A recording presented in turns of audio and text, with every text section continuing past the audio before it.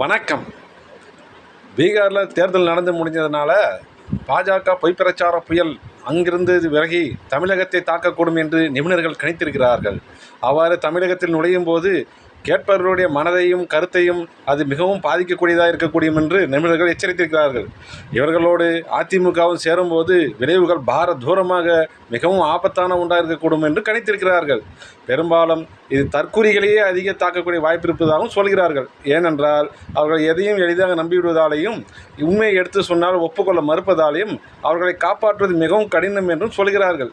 இந்த திகிலூட்டும் பொய் பிரச்சாரத்திற்கு ஆரம்ப கட்டமாக தொடக்கமாக மாண்புமிகு நிர்மலா சீதாராமன் அவர்கள் ஒரு பிரச்சாரத்தை துவக்கி வைத்திருக்கிறார். அதில் கூறும்போது மோடி அவர்கள் ஏராளமான நிதிகளை தமிழ்நாட்டுக்கு வழங்கியிருந்தாலும் மாண்புமிகு ஸ்டாலின் அவர்கள் அதை மறுப்பதாகவும் பொய் பிரச்சாரம் செய்வதாகவும் குற்றம் சாட்டியிருக்கிறார். நீங்கள்லாம் இதை எதிர்த்து கேள்வி கேட்க வேண்டும் சொல்லியிருக்கிறார்.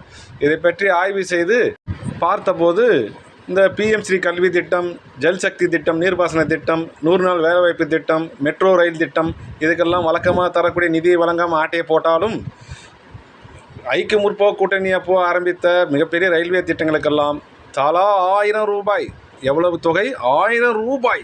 அந்த அவ்வளோ பெரிய தொகை ஒவ்வொரு திட்டத்துக்கும் ஒதுக்கியிருக்கிறார்கள். அதை வாங்கி முறையாக செலவு செய்யாமல் பிரதமரை குறை சொல்வது எப்படி ஏற்க முடியும்?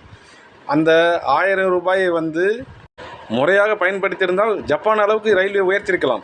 இதை பற்றி நாங்கள் தென்னக ரயில்வே அணுகி விசாரித்த போது இந்த மாபெரும் தொகையான ஒவ்வொரு திட்டத்துக்கும் 1000 ரூபாய் என்ற அந்த தொகையினை கொண்டு குழந்தைகள் விளையாடுவதற்கான ஒரு பொம்மை ரயில் திட்டத்திற்கான டெண்டர்கள் கோரப்பட்டு அதற்கான முதற்பட்ட பணிகள் வேகமாக நடைபெறுவதாகவும் சொல்கிறார்கள்.